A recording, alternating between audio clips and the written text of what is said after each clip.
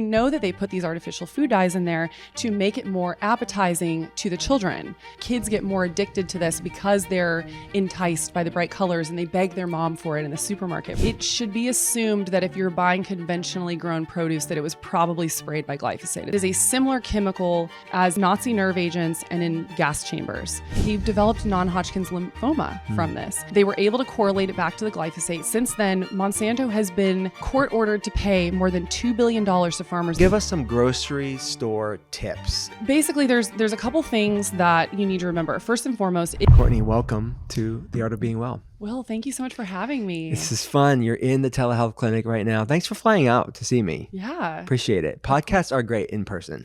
It's so much better in person. We did this on Zoom for my podcast a couple years ago, and it was amazing, but it's very nice to be in person together. And I've seen you in a few different cities the past couple of months because we've kind of been busy. Yeah. You more than me. I'm a homebody over here. Your boy's chilling as much as possible. Stuck in my telehealth center. I don't like to leave. It's my comfort zone. But I've left a few times, and you normally are there because you're everywhere that I end up going. So you're omnipresent in many ways at these amazing events. Like we did Kellogg's together at the Kellogg's. How was that for you? I mean, what was that like for you? I mean, that was amazing. That was really cool to be there with all the people that showed up for us. I was really touched by that. Me too. How many people showed up? I think it was over 1,000. Yeah. 1,000 and just everyday Americans. Yes. Lots of moms and kids. And for context of people that didn't see it, we showed up. We went to a park in Battle Creek, Michigan, and we gave some speeches. And then our plan, this is what we did, is we walked from the park to the headquarters of Kellogg's to deliver these petitions that almost 500,000 Americans signed to remove food dyes. The largest food petition, to my knowledge, in American history. Yes. Is what Vonnie told me. So, I mean. And we had over 1,000 people, moms, children. It was very cool to see the support because, normally a lot of the work that we do, it's like behind, a microphone or behind Instagram. So to actually be there and see the faces of people that genuinely care about this movement was really special. Yeah, it really was. What was your, and more behind the scenes for people that weren't there? They saw it on social media, that whole Kellogg's thing. Like, what else? Oh, okay, so let's go when we got to the Kellogg's headquarters. Oh my gosh. It was... To me, was again a history lover, like a peaceful, Palace of Versailles, French Revolution, 18th century, is the sort of let them eat their toxic food, because they literally had the little sign, like the lady had to make that sign that said, what did it say? It said, "Get off our lawn." Yeah. I'm not going to lie, that lit a fire under my ass. That pissed me off. Yeah. And to me, I knew in that moment, I said, oh, wait, you guys just threw gasoline on this. You could have quelled it. It was one of the worst PR moves ever, because it wouldn't have been, it was one of the biggest health, food stories in 2024 last year. It was on Good Morning America. Yeah. I had people message me a couple days later and said, I just saw you on Good Morning America, because they did clips from it. If they would have taken the petition and just said, thank you, even if it was just a facade, it would have not been the big news that it was. They were really dumb. That was the stupidest thing they could have ever done for PR. Because like you said, they could have said, okay, thank you so much. We'll consider this. Maybe had a conversation with Vonnie. Well, because, and Jason's on he's on their board. Yeah, right? He's on a board. Jason, who is part of our group, he's the head of Human Co. He's been on the podcast. Yeah, he's a board member. He's an investor in them to try to reform it, right? And you'd think they would have given him the time of day. Oh, yeah. But they did the opposite. Not only did the woman leave a sign that said, "Get off our lawn," but they told all the employees ahead of time to not even come to the office. So nobody was even there except for a security guard and whoever that one woman was, who I don't know if we ever determined who that was. No, I think someone found her on social media. Okay. Yeah. There was some digging going on. Let's just say we have a text thread. A whole group. It's called the Serial Killers. Yes. It's a gang. It's a good gang, a peaceful gang. But it's but we're trying to do good work in there, and we're sharing a lot of this kind of stuff, and there was some digging. It's funny, but okay, so that happened. What do you say to the person that says, I've asked Jason this too, but people are like, okay, even if the artificial dyes are removed, why the heck are you guys harping on this? Because just don't eat it. We see it in the comments on these viral videos now that we're tagged in. Just don't eat it. Just don't eat it. You're an idiot. Just don't eat it. What do you say to that person? So to me, this is how do I put this into words? I see this as a really low hanging fruit. There's a lot of issues with our food system, right? And a lot of us have been fighting to get ingredients out of our food system that should not be there for a very long time. Yeah. So yes, you could argue, okay, well, if you take the food dyes out, it's still going to be genetically modified sweetened corn balls. I totally agree. And we are in agreement and we are on the same page. Yeah. That And should be the new name for that cereal. It really should be. Take the artificial dyes and just call it genetically modified corn balls. Sweet. Yeah, exactly. Yeah. So, but to me, I see this as a step in the right direction. I also see that there's no nutritional value whatsoever. So it should be a really low hanging fruit that all of us can agree on, right? Because we know that they put these artificial food dyes in there to make it more appetizing to the children. They've done studies. They've shown that kids get more addicted to this because they're enticed by the bright colors and they beg their mom for it in the supermarket, right? Not to mention, if we look over the pond at places like in the UK, for example, or I know in Sweden, if there's anything that they get from like US candy, for example, that has red dye in there, it gets slapped with a warning label because in those countries, they recognize that these dyes cause behavioral issues in children. So one, why are we not listening to other countries that have already figured this out? And then also, we know that it's insidious. It shouldn't be in there in the first place. So in my opinion, it's just very low hanging fruit, right? And I see this as a step in the right direction to where if we can get this out, okay, we can check that off the box. Now let's move on to the next issue that we're concerned about and let's keep going down the line. It's not about just taking the dyes out and then saying, okay, we're done here. It's, it's all over. It's like, it's a process, right? And what I've heard from people that are more knowledgeable on food policy, I'm just in functional medicine, but people that are in food policy, what I've heard from them is that, I want to know if you've heard the same, is that they're like, well, you have to change everything. Well, that's not how government typically works. Like you have to, yes, there could be snowball effects and, maybe more broad sweeping legislation, but it is like picking things off one at a time is how you get these sort of things started is what I heard from the experts. Do you have any thoughts on that? Yeah. So again, same as you, I don't have a ton of experience in the government, but I've been thrown into this world with people like Callie, for example, who's been advising me on a lot of this and helping me kind of understand how this process works. Yeah. And other people outside of Callie as well. The issue is that there's so much red tape and that it takes so much just to pass one single thing. I mean, I'll give you a perfect example with red dye number 3. This should have been banned 30 years ago when they took it out of our cosmetics. And I believe it was 1990 because they found that it caused cancer. First of all, why is it in our food in the first place? But also they just now passed a law and then it's not even going to come into fruition until, is it 2028, I believe? Yeah, a few years from now. So people forget that there's a whole democratic process that happens here where they have to take it to court. They have to vote on it. There's going to be specific people that are going to be voting against it specifically only because their political party is not on board with it. It's literally it, which is so crazy how tribal it's become. Yeah. And then a lot of it too has to do with funding, I know that these politicians are also making money on the back end from specific companies. So they may have a head of some company, or maybe that somebody's on the board of Kellogg's, that they just know this senator, through friends or whatever. And then they call them and say, hey man, you really shouldn't vote on this. It's a revolving door, right? Between politics and industry. It's like a revolving door. It's an incestuous relationship. And until DC gets out of bed with these big food and big chem and big ag and big pharma, there's so much conflict of interest, right? Exactly. And that's the big issue here. So, and you can't just say, okay, we're going to take all of these things all together at the same time off the table, because there's a process to it, right? They have to look at the science, they have to vote on it. And then, like we said, there's the conflict of interest that are holding us back from making real change. Yeah. Okay. So now let's talk about this. I'd like to get your convergence with the MAHA movement. And let me just be clear, like Courtney and I are in the health space. Like we've always had the same mission, but there's this interesting time in human history where there is a convergence within politics that's amplifying what we've already talked about. Yeah. So I want to be clear on this. This is not a political podcast. This is a health podcast that has converged with politics because they're finally shedding some light on what we're talking about. But I want to hear your view on this. Like, are you a super MAGA? Are you Trump's biggest fan?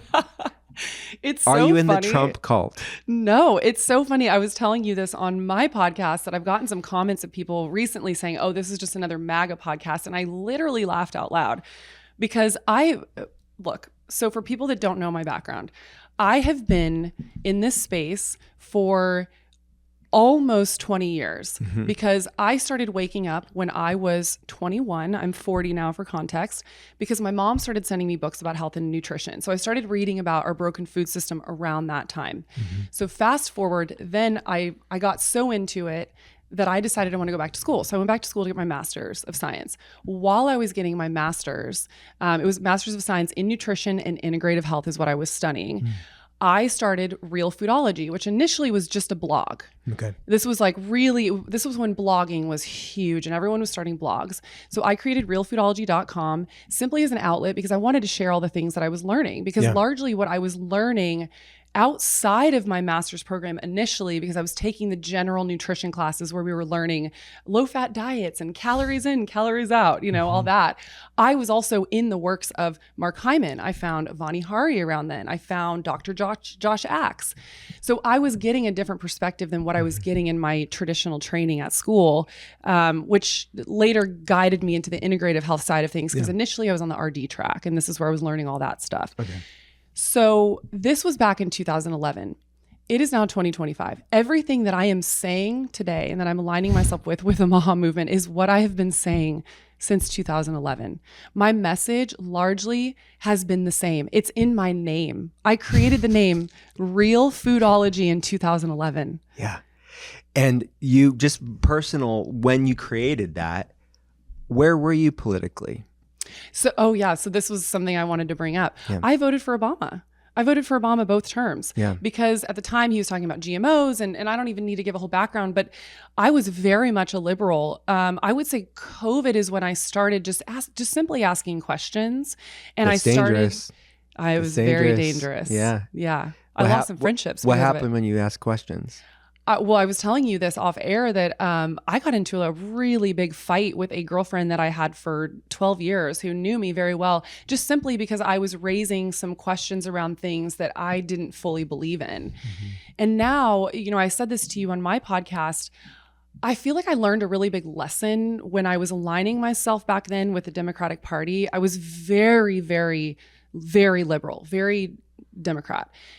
Then during COVID, I started asking some questions, and I started feeling what a lot of people were starting to say, politically homeless, because I am largely socially liberal and none of that has changed, and maybe more fiscally conservative. But I largely consider myself to be very, very much in the middle, like truly, because I don't agree with both sides on every single thing. And I think a lot of people can relate to this. And so I've gotten to this point now where, like I said earlier, I learned when I aligned myself so strongly with the Democratic Party and then started feeling like, okay, well, there's a couple things here that I don't really agree with, but like, we're still friends, right, guys? I got just like pushed out of that, and then felt politically homeless. And so now I'm at a place where I don't want to align myself with any political party, because things can change. People are flawed. I don't agree with every single thing in every single political party, either side.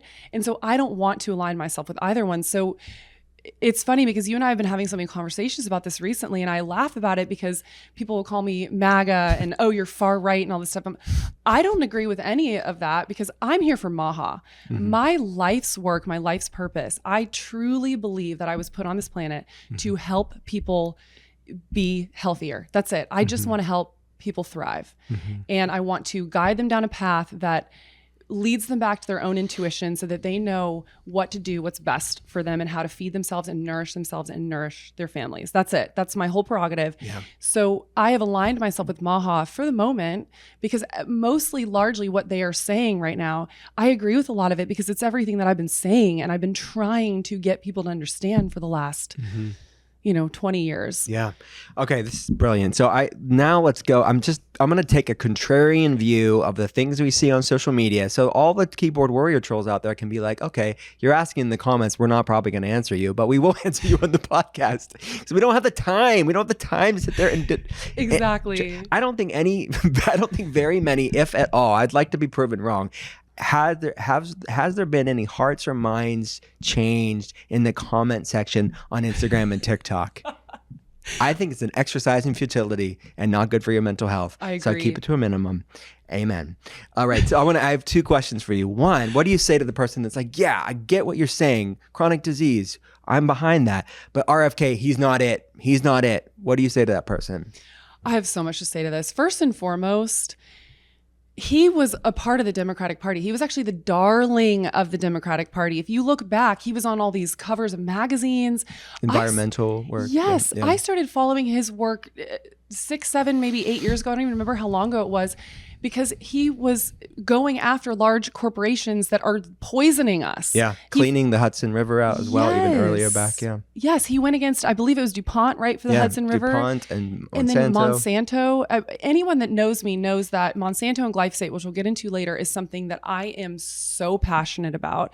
And he was on the litigation team for one of the biggest litigations that they had against Monsanto. So I've loved him for a long time. Mm-hmm. So I think this man has been, he has been so smeared by the media.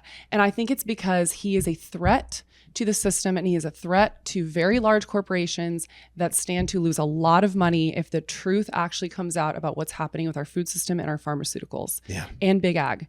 It is all connected, and he has the answers to all that, and he's speaking truths into it, and they don't like it. Mm-hmm. Yeah. I mean, you talk about that.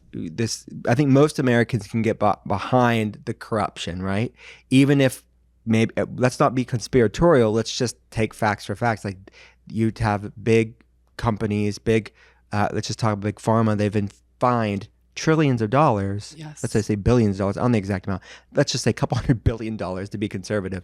They've been fined a lot of money for lying. Yep. And other illegal activities in court of law.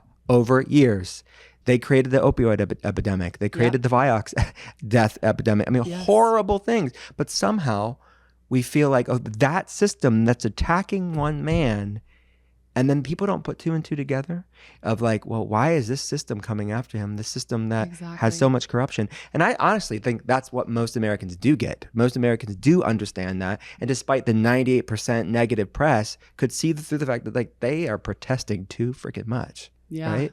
Okay. So what do you say about, let's go to the other contrarian, and I say contrarian, let's just say different perspective.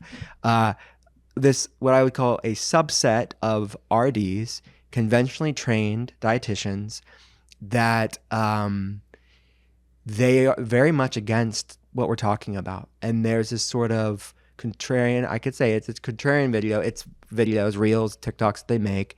They get a lot of momentum, a lot of attention. What do you say to them where they're really, what's the deal with them? Like, why are they agreeing with us on some things, but then really don't like us? What's the situation?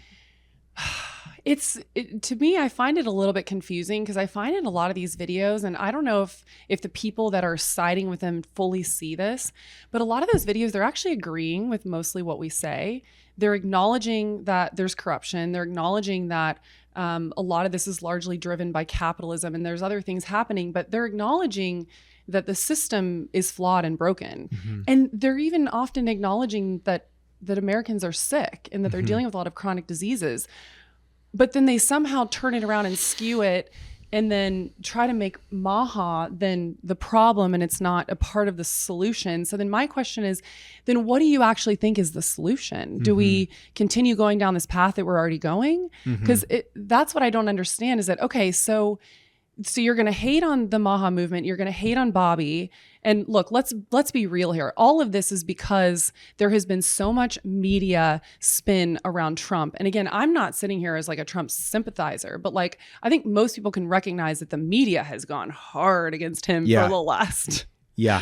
I mean, if they would dig the same up on other politicians, like we wouldn't have one politician in DC. Exactly. I mean, they're weaponizing media and through the lawfare as well. Well, again, I'm not Trump is. I'm benign to it, but it doesn't take, like, as someone that's generally not a MAGA person, you can have awareness of the fact that he's been under a lot of scrutiny. Unfairly attacked when you look at corruption of politicians across the board.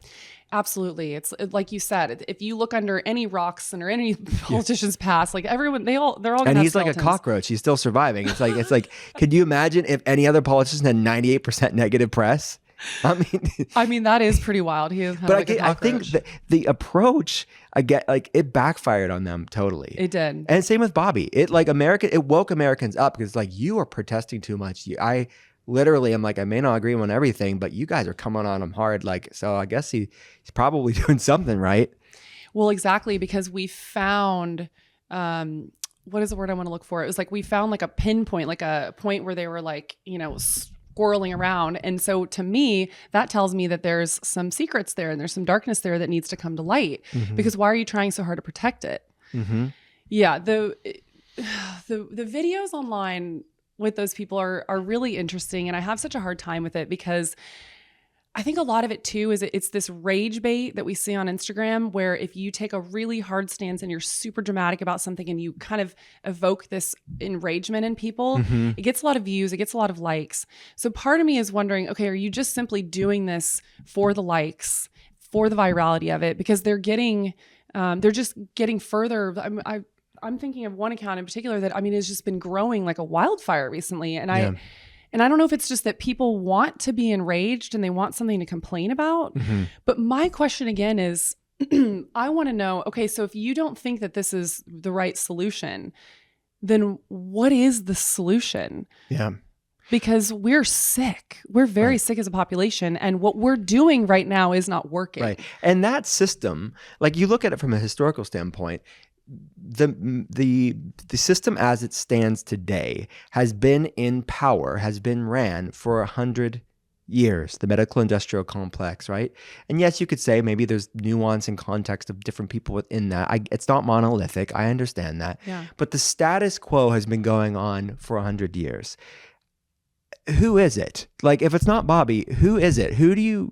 When did you plan on introducing us to this person that you think is going to be? And my thought is, like, it has to be a disruptor from the outside. Yes. And the people that are complaining and contrarian about this, have never proposed an outsider ever to come in. You want to do the same thing repeatedly, expecting a different result. Someone within the system, the approved elitists, because there's a vein to these people on social media.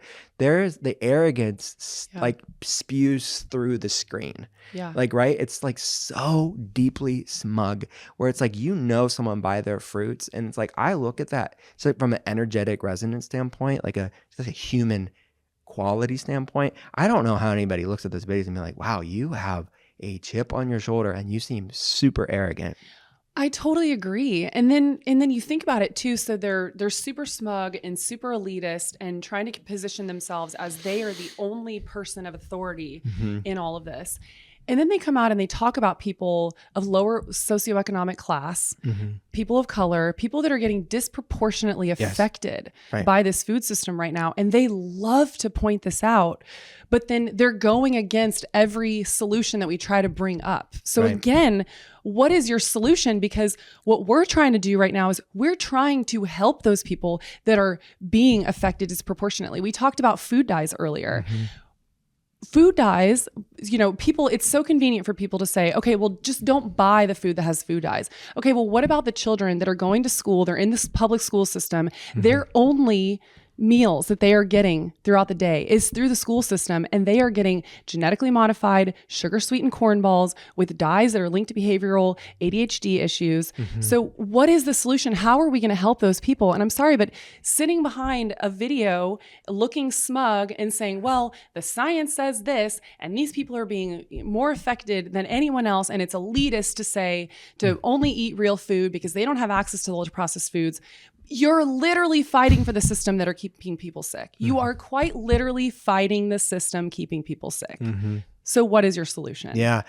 Amen. So can you go back to even the what I would call indoctrination? Well, let's just say education of these people. It's like, it's almost like you can, if you know their journey of training, it almost is like, well, yeah, you're a product, you're a product of your training. Yes. Like, what's going on there with the conflict of interest? Okay, so I feel very passionate about this. I mentioned this earlier. So when I decided to go back to get my master's of science in nutrition, I have a background of communications. That was my undergrad. So I had to go back and do all my prereqs. So I went to Texas State to do all my prerequisites. And the reason I chose Texas State is because they have a dietetic program. So what happens when you're declaring that you want to go into dietetics and you have to do all of the prerequisites in order to apply to the program, you're also taking some of the classes that you need for your dietetics in order to get the RD license, right? So I was starting out with Chem 1, Chem 2, biochem, all of that, organic chemistry. That'll get you, man. Oh my God. was a journey. It was such a journey. It was finally when I got to biochem that I was like, oh, this all makes sense because we're applying it to the body. I get it now. Organic chem was, that was a trippy time in my life. It was rough. I love that you had the same experience. Organic chem. I know, same. I was making some weird, crazy stuff in the vials. I had a great teacher though. Yeah, me too. Yeah. No, it was honestly, I'm so grateful for that whole experience. But as I look back and I'm like, wow, it was a rough time. And so then I started taking nutrition courses because they're like, okay, you're going to be an RD. Now you have to take food science. Food science is one of the ones that I took. Now I was also reading the works of people like Mark Hyman. I had found functional medicine. I knew that we weren't looking at it from the lens of root cause in the traditional education route. I also had a couple of what I would consider now mentors that were already RDs that were more what I would consider now to be kind of like functional RDs that were kind of mentoring me. And they started to shine a light for me on all of the conflict of interests with all these food corporations that were largely funding the education. Like, I don't know how else to say it. I mean, you go to the Eat Right American Dietetics Association. You can Google this right now and you can look up who are their main funders. They've had Pepsi when I was in school. Coca-Cola was funding them. I believe General Mills has funded them in the past. You can't tell me with a straight face that if they are putting large amounts of money into this association, that they're not going to skew some of what's being educated. Yeah. And now what you're seeing online largely is there's this coalition of registered dietitians, not all of them. And we've talked about this. There's amazing registered dietitians that are looking at it from a root cause lens. But the very traditionally trained ones that have not been able to see outside of the scope of their training yet, they're all parroting the exact same thing. And they're getting all of these talking points from the big food companies.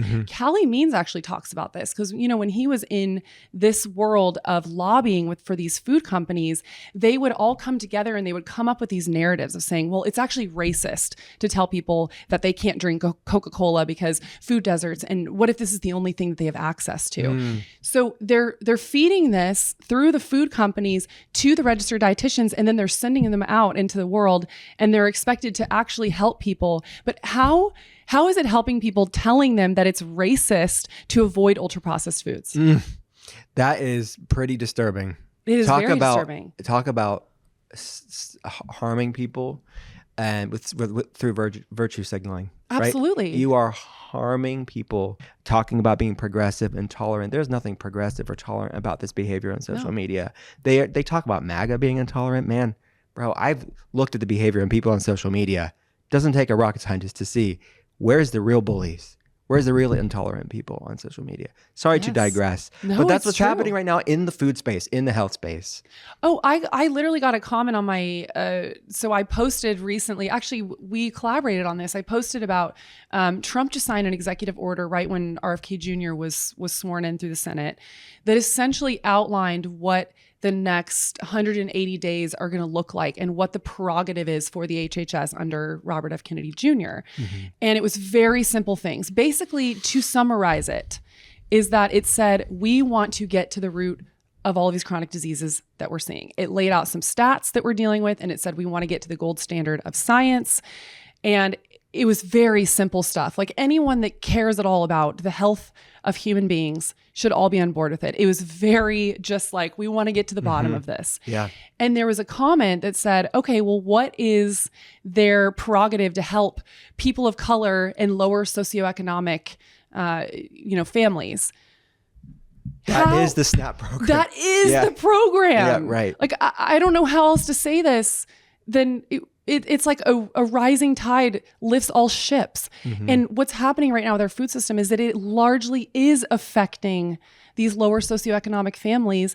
And it's so crazy to me that they have turned it backwards now to say that it's elitist to eat real food, that it's elitist to care about your health, when we have the means and the resources and the education to deal with this. I'm not stuck in a system where I'm going to school and my only meal is coming from ultra processed foods like that's, that are Conagra and Kellogg's and everything. So I think it's incredibly backwards. And to think that we have to how do I put this into words?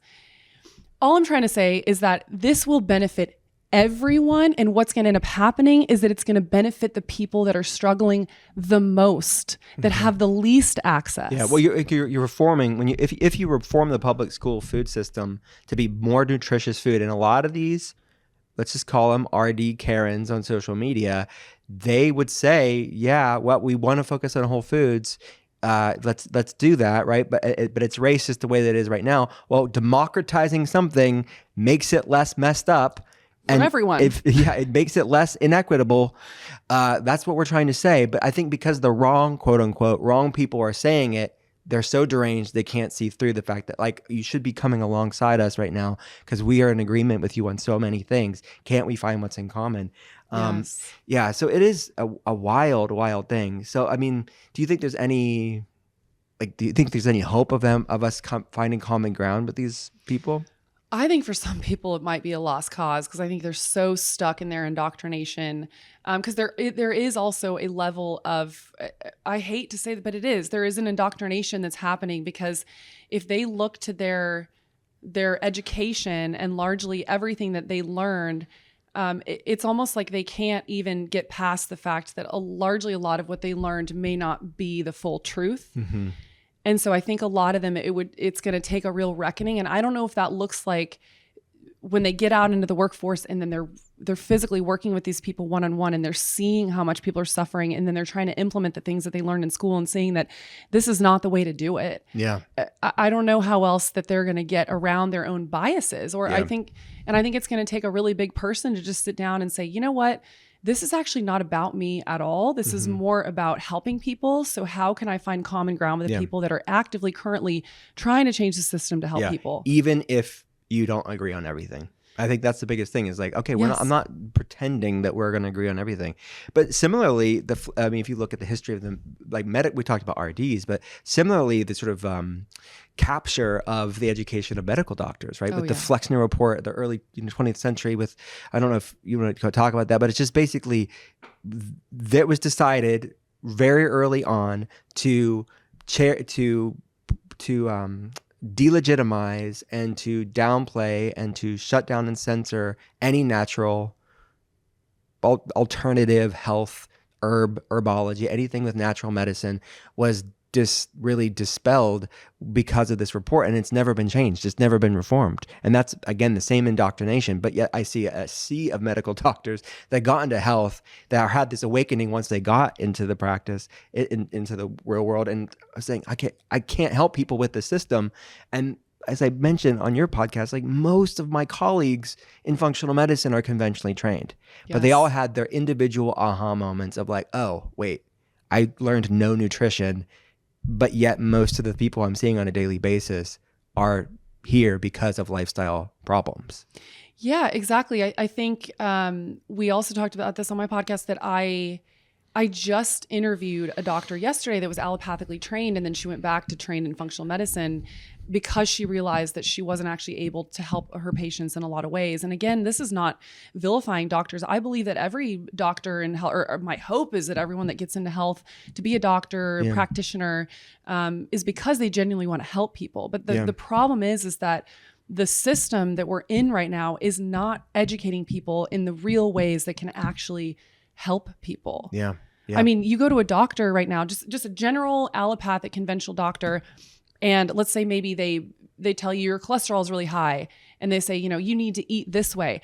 The diet that they're going to try to put you on, I would say stay far away from, because largely they're going to try to put you on a low-fat diet. They're going to tell you to avoid red meat. Lots of grains. Exactly. Yeah. And we know now, and what's crazy to me is that we have a lot of studies to back all of this up now. Lots of seed oils. Yes. Canola, heart-healthy oils. Exactly. And the Flexner report is so interesting because it not only hit the doctors, but I was thinking about how it hit the general public too, because when I first started studying nutrition, so this is really funny. My dad has been my biggest critic my whole life. I think he's largely one of the reasons why I've been able to get to the place that I'm at, because I had this feeling of like, I'm going to prove you wrong. Wow. I didn't know this. Oh yeah. Because when I was going to school, so initially, like I said, I was on the RD track, and he's so proud. He's like, yes, that's the standard, the gold standard of nutrition. I start learning about all the conflicts of interest, and I decide that I want to pull myself out of the program. I finished my prerequisites. I had taken a couple other classes like the food science and stuff on the track to RD. And then I said, I can't do this anymore. I mean, I was looking around, just to give a little bit of context, I was looking around at all my classmates that were bringing Nutri-Grain bars into class, and they were all asking me, because I would bring in a glass Pyrex with homemade meals every day, like quinoa and organic chicken and salads.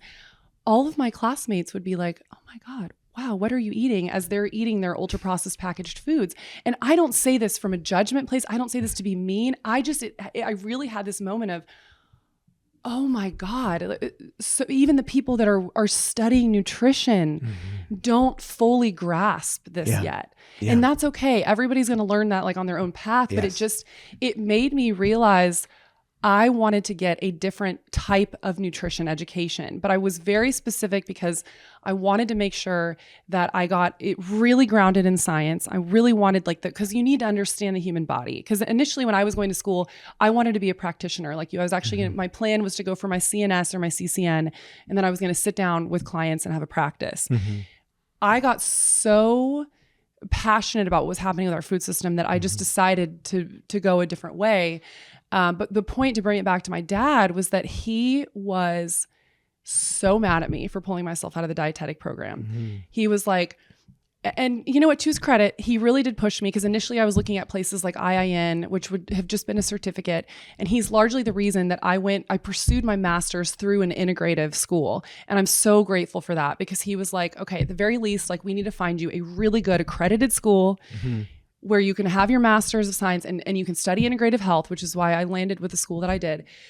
But my entire time, up until very recently, maybe a year or two ago, he was calling all the doctors that I was seeing quacks, anti-science. Why are you studying this quackery? Like, this is not real science. And it's funny, because my point is that it hit the general public too. That's largely people think that if you pursue an alternative, holistic, functional, integrative route, people think you're crazy and that you're anti-science. Yeah, especially someone that is a certain socioeconomic background. I don't know your dad, but I'm saying there's a certain elitist level to it, where it's like, if you're upper middle class or middle class, like, you're going to be, you're more indoctrinated oftentimes about this, because it's the system says, this is the talking points, this is what it is. And there's this systemic delegitimization that goes back 100 years of certain things. So there's no like freedom of thought and diversity of thought within this. It's like groupthink in many ways. Yeah. Massive. And it's really well done. I mean, so if you're in the if you're in the space of indoctrination, study that, because it is a masterpiece in it really is. What can happen. This is fascinating. I want to talk about glyphosate. You mentioned it at the top of the conversation. Like, what's the history of glyphosate? What's going on? For people that don't even know what it is, give us the deets. Oh, okay. So I gave my Senate testimony on this, actually, and the history of glyphosate is particularly insidious. So glyphosate is a widely used herbicide that we now spray on.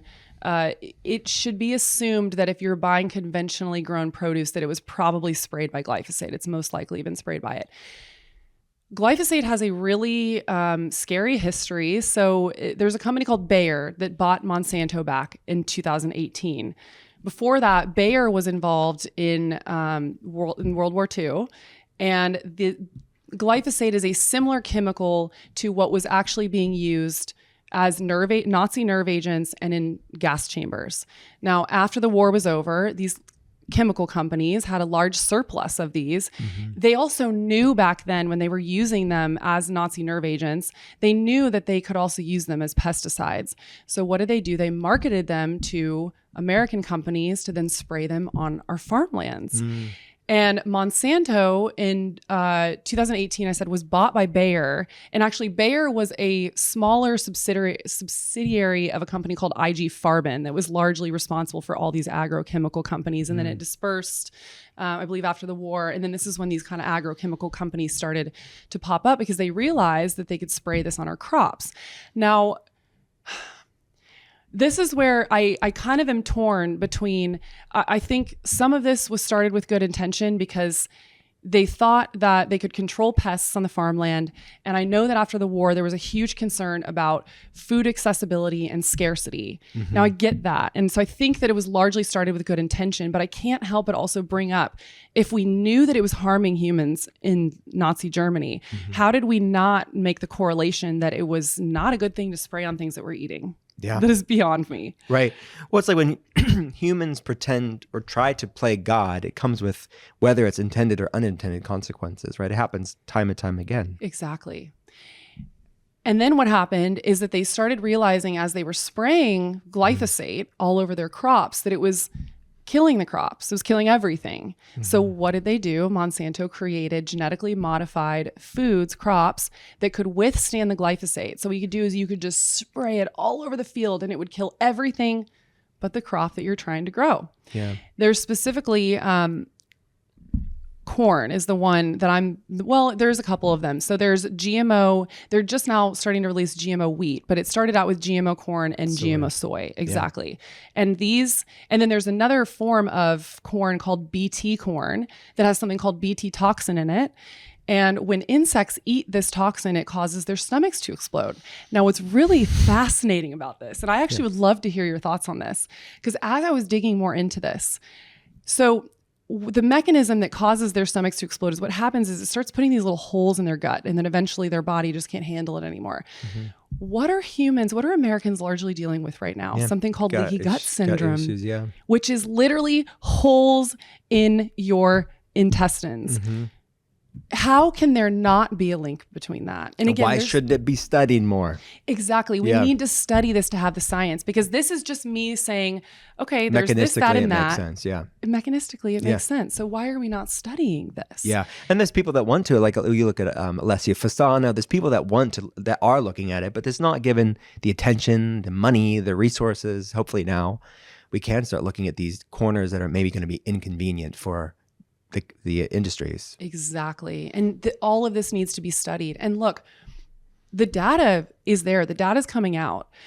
We talked about RFK Jr. earlier. He famously was on one of the largest litigations of Monsanto against a groundskeeper that was spraying glyphosate all over his school, and his backpack was leaking all over his back and all over his body. He developed non-Hodgkin's lymphoma from this. They were able to correlate it back to the glyphosate. Since then, Monsanto they've been court ordered to pay more than $2 billion to farmers that have gone non-Hodgkin's lymphoma from using their products on farms. Now, if that's not insidious enough, I had a guest on my podcast lay this out last year. She had a friend that had a family member that was a farmer, got non-Hodgkin's lymphoma from spraying glyphosate on their farmlands. Then when they got the chemo drugs, so they're getting their glyphosate from Bayer, and then they get their chemo drugs to treat the non-Hodgkin's lymphoma. Guess who makes the chemo drugs? Bayer. This is how dark and insidious this is. And it sounds conspiratorial, but you can look all of this up. This is literally what's happening right now. Yeah. Well, again, this should, right or left, before all of this derangement period that we're in, everybody talked about the revolving door. That's all we're talking about, more or less. It's the revolving door between government and industry.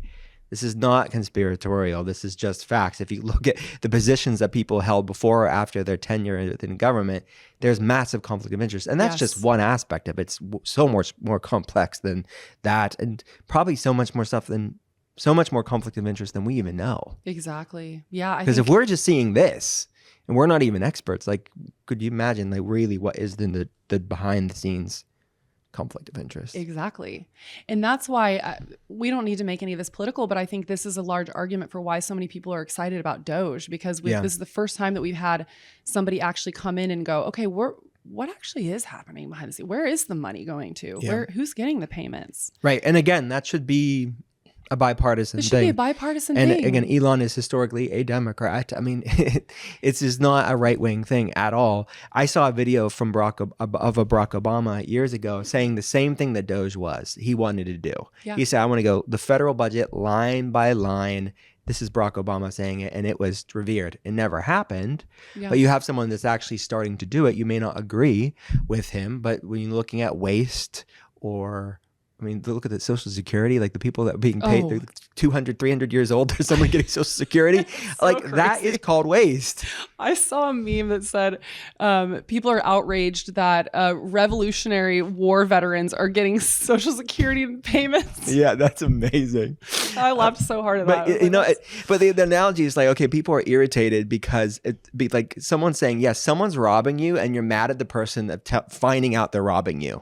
But you know what's so interesting is that it's the same thing that's happening to you and I, because we're shining a light and saying, guys, this is what's happening right now. You're being poisoned by our food system. Yeah. And then they're getting mad at us, at the messenger. Yeah, I know. It is so true. So let's talk that we have what glyphosate is. It's in a lot of produce. It's in corn and soy. It's in wheat as well. It's in a lot of different grains and produce. Give us some grocery store tips. Okay, they're in the grocery store. What do I do for the average person that's out there? It's like I'm overwhelmed. This is what should I focus on? Yeah, I get that. And there's a lot of things to remember. So also, if you go to my website, Realfoodology, and you just plug in your email, I have a free grocery guide and I outline all of this. And essentially what it is it's a PDF that you can just pull up and then you can reference, so that if you're in the grocery store and you're going, wait, what did she say about eggs or meat? Or you can reference all that on the PDF. So basically, there's a couple things that you need to remember. First and foremost, if you are concerned about glyphosate, which I think all of us should be concerned about, federal law says that organic food is not allowed to be sprayed by glyphosate. Now, say what you will about organics, it has its own flaws. And I think the organic the organic movement and system needs a whole uphaul. But right now in this moment, that's one of the best options that we have outside of just going to a farmer's market and physically meeting your farmers in person, which I highly recommend if you're able to do that. But if you're not able to, if you're in a smaller town, I would argue most people probably have access to organic food. Now, glyphosate, unfortunately, I hate to be the bearer of bad news, is also ending up in our organic food simply because it's ending up in our water systems. It's in all of our soil. It's in the air. It's showing up in rainwater. This is how ubiquitous and how horrible glyphosate is. But that being said, I'm a realist, and I also believe in doing the absolute best you can, and then you cannot stress about it. So stay informed, know that this is happening, but then also trust and know that you're doing the best that you can. You can do certain things like sauna and take care of your body, take care of your lymphatic system so that your body can get rid of some of this. So I don't want to just freak everybody out. So I would say if you can, buy the organic whenever possible, especially if you're really on a budget, look at the Dirty Dozen and the Clean 15. Exactly. Because those are great benchmarks for where you're going to get more pesticide load. Because the problem is there's more pesticides than just glyphosate being sprayed. There's also atrazine. There's a lot of really other horrible. I mean, not anecdotally, from a diagnostic standpoint, what Courtney's talking about here, we see high on telehealth patient labs all the time. It's urine, blood tests, antibodies against these things. There's no healthy dose of herbicides or pesticides or microplastics in the body. Obviously, the lower, the better. The higher, the worse. But we're talking about this is higher. You're finding this at the very least in small amounts in almost everybody. Oh, yeah. And it's not just the stuff. This is just one aspect of it. This is a confluence of factors. Yeah, there was I don't know if you could call it a study. Was it a Consumer Reports where it came out and said that they found, I think it was 93% of Americans had glyphosate in their urine. Yeah. So this is a big deal. And again, I don't want to scare people, but there was a really cool study, and I'm curious to know if you saw this, because it came out in, God, when would that have been? Probably around like 2012, 13, 14, somewhere around there. There was a Swedish family that they followed. And what they did is they test all their blood. It was 2 or 3 kids and the mom and the dad, and they tested their blood and they found all these different levels of pesticides, fertilizers, herbicides. And then they went to their pantry, they cleaned out everything, they filled everything with organic food, and then they tested it 2 weeks later. All of their levels went down except for one pesticide in one of the kids. Amazing. Everything went down. It was really cool. I highly recommend people looking it up. It's like a 10-minute little clip you can watch on YouTube. I think essentially you just type in like Swedish organic study and it should Well, that just shows you how resilient the human body is. Exactly. And you know, I live in the Rust Belt of the United States. Like I don't have access to all the things. Like with online, you can now. But for people that are in a budget, like Aldi is a great place for organic option. Costco, Walmart. Like you can find what Courtney's saying here in just normal American stores, right? Yeah, absolutely.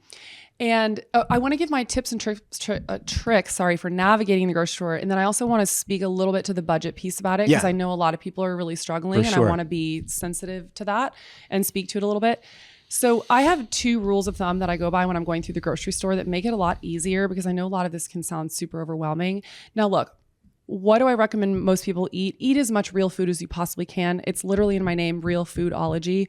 We want to focus on whole real foods as much as possible in their real state. But I'm also a realist. I know what it's like to be busy. I'm very busy right now. So I'm not saying don't ever buy things in packages, but I have rules for that. First and foremost, stand in front of a food item and just say, would my grandmother, if she traveled in time and popped up in 2025, would she know, or maybe great grandmother, would she recognize this as food? And you know what I mean by that. A Twinkie, she'd probably be like, I've never seen anything like this before. Yeah. So that's a great way of just telling yourself, okay, I need to put that back on the shelf. Another thing is read the ingredient label. If you recognize all of those ingredients as real food, and let's say that you could technically make this at home. Let's say that you're reading the ingredient label and you're going, okay, I know exactly where to buy rosemary. I know exactly where to buy almond flour, wheat flour. I know where that is in the grocery store. Then that would be a packaged food that I would say that's probably okay to buy and that would be considered mostly healthy. Where we're getting into trouble is when you're picking up Cheez-Its and you're seeing BHT in the back. Ask yourself, where in the grocery store, what aisle is BHT in? It's not there. What is BHT? If it looks like a chemistry lab and not food. Exactly. Maybe not so much. Exactly. Yeah. So that's a great way of weeding out ultra processed foods and finding what we would still consider processed foods, but they're minimally processed and they're made with real food ingredients that you actually recognize. Yeah, that distinction is important because that's considered processed, but it's better for you options. Exactly. And I recognize, I mean, a lot of people are, they have kids, they're working full time. We have busy lives and we don't always have time to go and make the homemade sourdough from scratch and make our own Cheez-Its and goldfish. Yeah. I've never done that in my life. I've never done it either. So budget, let's talk about that. All right.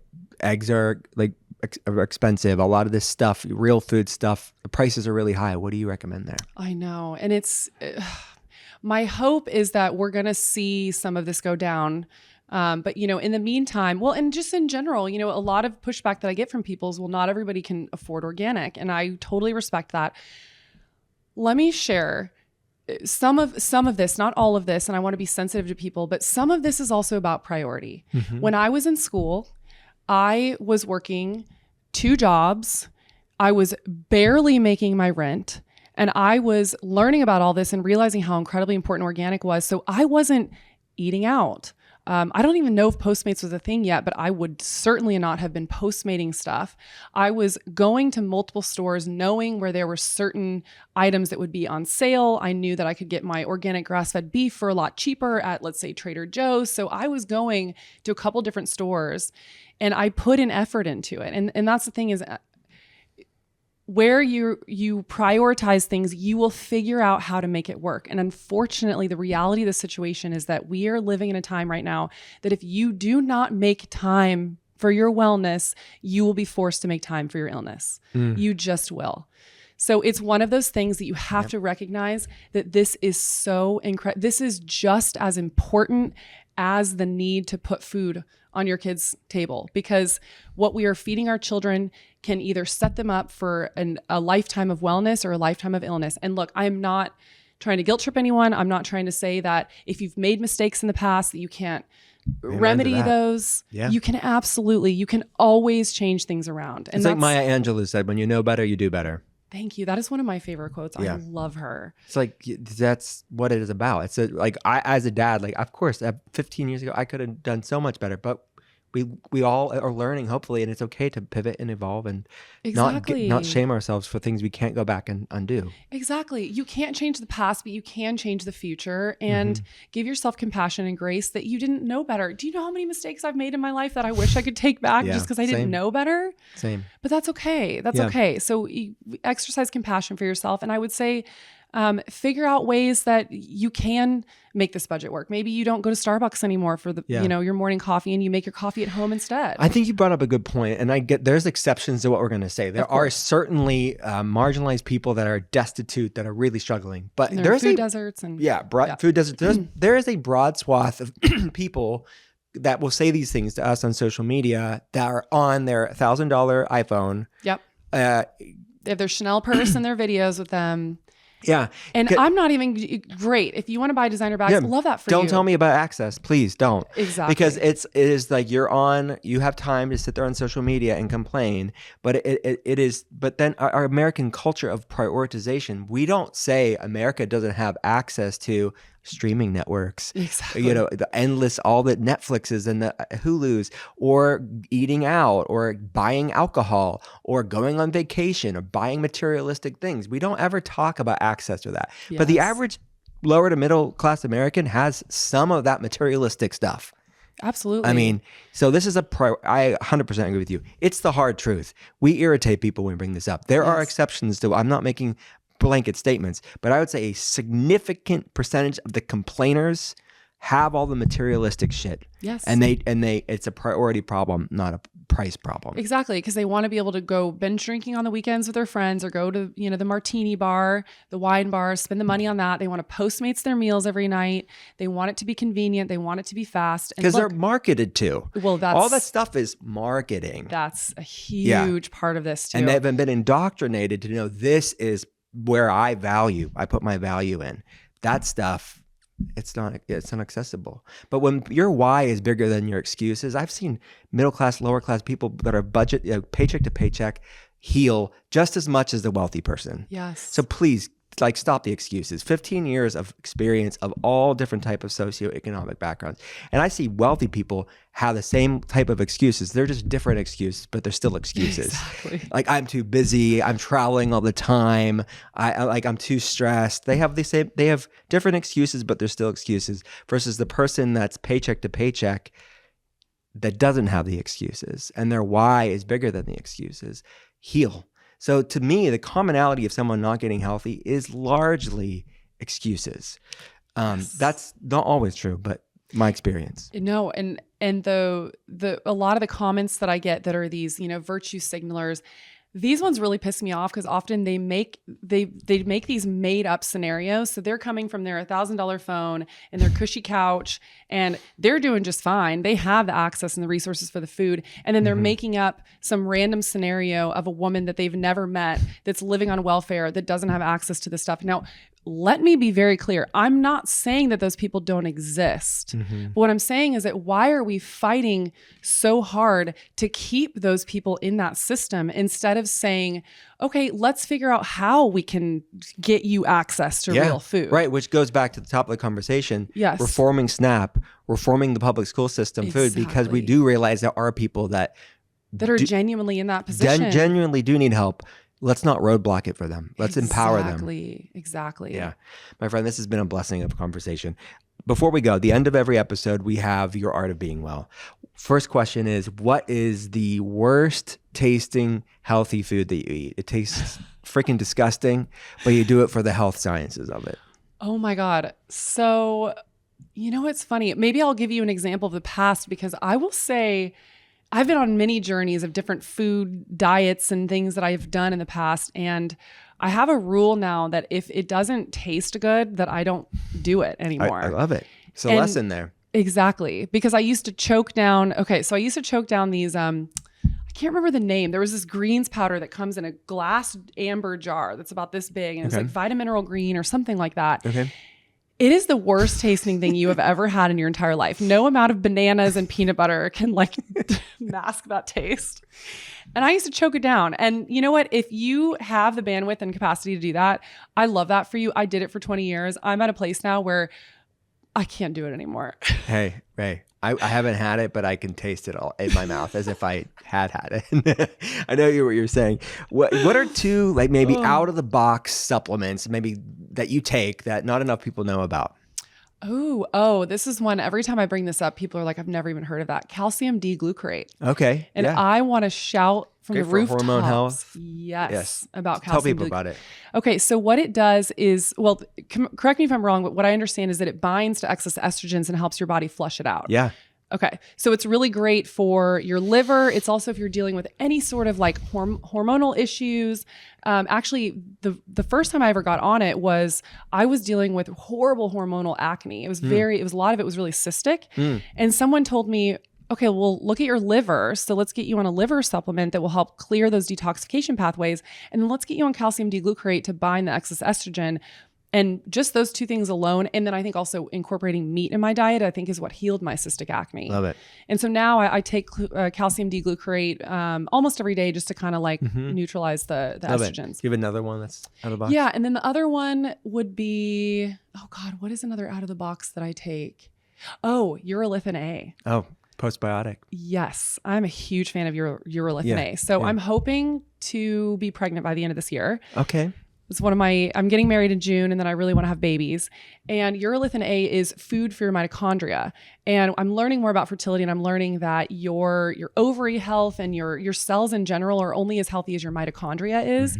And so my thinking is if I feed the mitochondria, it's going to be better for my overall health and my fertility and my ovary health. And that there's going to be more and more things coming out with urolithin A, but it's a Swiss, like basically a pharmaceutical nutraceutical company in Switzerland. They're doing amazing things. We had Dr. Anurag Singh, the medical director, on the podcast before. He's super smart guy. Yes, I've had him on too. Timeline, right? Yeah, Timeline Nutrition. Yeah. Yeah, they have like 15 years worth of studies on urolithin A. It's really cool. Yeah, really cool data. What's the Realfoodology queen? Do you eat out? And if so, what's a favorite restaurant of yours? And when you're there, what do you order? I feel like you already know what I'm going to say because we text about this all the time. There's not one here. I know. We need to get you on here. Yeah. I love True Food Kitchen. I'm very lucky that there is a True Food in Denver and I go there often. In, Courtney, rub it in. What do you get? What's the TFK order? Okay, I got to be honest. It depends on the day, but I'll tell you maybe my top 3. So they started serving brunch, which is a new thing. And they have these Force of Nature regenerative sausage breakfast tacos. And they are so good. Yeah. Oh my God, they're so good. So I would say that. I also love the Ancient Grain Bowl with the pesto. And I usually get it with salmon. I love that one. And then I just love the tried and true burger. Yeah, love it. Yeah. I love their air fried gluten-free chicken sandwich because I never get a fried chicken sandwich. I mean, come on. I knew I was forgetting something. With their awesome sauce. Oh, in the Hella Ranch. It's so good. And I'd be honest, I get it's relative. I get it. Some people are going to shade me for saying this, but it's a relatively reasonable price. Yeah. Like it's not the cheapest, right? No. But it's definitely not pricey, bougie Air One status either. Oh yeah. No, I agree. Yeah. It's just the unfortunate reality that eating out in general is just more expensive. Yeah. And then it's going to be a little anything. Exactly. And then this is going to be a little bit higher priced because it's, seed oil free. They use organic local ingredients. But you get what you pay for oftentimes. You do. So if you, again, re-budget, what are you spending your attention on? What's important to you? And I forgot to say this earlier. One more thing about the budget thing really fast. People don't think about invisible costs and costs that are going to affect you later down the road. So you may be paying a little bit more for your food right now and for your health, but you are going to save substantially down the road on doctor's visits, prescriptions, and also co-pays in your life. Quality of life. Yeah. Yes. Yeah. I've seen studies where it's like inversely proportional. It's like within reason, right? Yeah. Is like if you're spending your money on solid evidence-based nutrition, health, and wellness, you on average spend less in medical care costs, disease care, disease management, symptom care, and quality of life, which you can't put a price on that. You can't put a price on that. Yeah. Yeah. What's a book that you've read? It could be fiction or nonfiction. We're getting kind of a rolling Art of Being Well book club, but like what should we add to the list? Ooh, okay. Wait, like a nutrition book? No, it could be anything. Just like a paradigm shifting inspiration, whatever, like a book that's like, it sticks out in your mind. Okay, so people might laugh at me for this one, but a book that really had a large impact on me is a book called You Were a Badass. Okay. Have you heard of that book? I've heard of it, not read it. Jen Sincero, there was something about that book that I could not put down. I read it in 2 days, and it's a self-help book in the way of it gives you just the right amount of kick in the ass, at least for me, that really helped me shift a lot of things in my life that I just needed someone to just be a little bit harder with me about it. But she does it kind of in this fun, digestible way. And I will tell you, there was one specific portion of that book that really changed my life. She talks a lot about your relationship with money and how your relationship with money and how you think about money can affect how money comes in and goes out in your life. And it made such a profound effect on me that I was forever changed in that. And I believe, this may sound a little bit woo-woo, but she talks about how your relationship with money is in direct correlation with how much money you potentially could make. And if you have a healthy relationship with it, you can figure out how to make money in a way that's not, that maybe is not so hard, because it can feel like such an uphill battle. Yeah. And let me be very, very clear. And this is part of what I learned in her book, is that there's this notion around money that money is evil and that it's bad to want money and that it's materialistic and, all the things, greed, whatever you want, whatever word you want to add to that. But if you can reframe it to, but money gives me the resources to do good in the world. It gives money quite literally gives me the resources to fly to you, to record this podcast that will hopefully reach many lives, that will hopefully help them better their health. Money can do good. Yeah. And if you use it in the right way, it can do amazing things. It's a vehicle. It's a vehicle that could be used for good or for, that's why the Bible says the love of money, right? The love of money, the worship of money is the root of all evil. It's not money. The money is neutral, right? It's how you use the neutral that matters. Exactly. The intention behind it. Yeah. So I think if people are able to reframe that as money can be good and I want to use money as a way to create good in the world, then it can be a good thing. Yeah, that's powerful, my friend. Where do people go to learn all the things? Yeah, so I'm the host of the Realfoodology podcast, which you are going to be on soon, depending on when this comes out. This is my second time? Yes. Second time on the podcast. Yes, wow. Second time. Repeat offender. Love it. So that's on all major podcast platforms. And then I'm Realfoodology across the board. My website's realfoodology.com. My Instagram, which is where I'm most active, is Realfoodology. I'm kind of on Twitter, X, whatever you want to call it, and TikTok as well. Courtney, thanks for coming on. Thank you so much. It was such a pleasure. Blast. So good.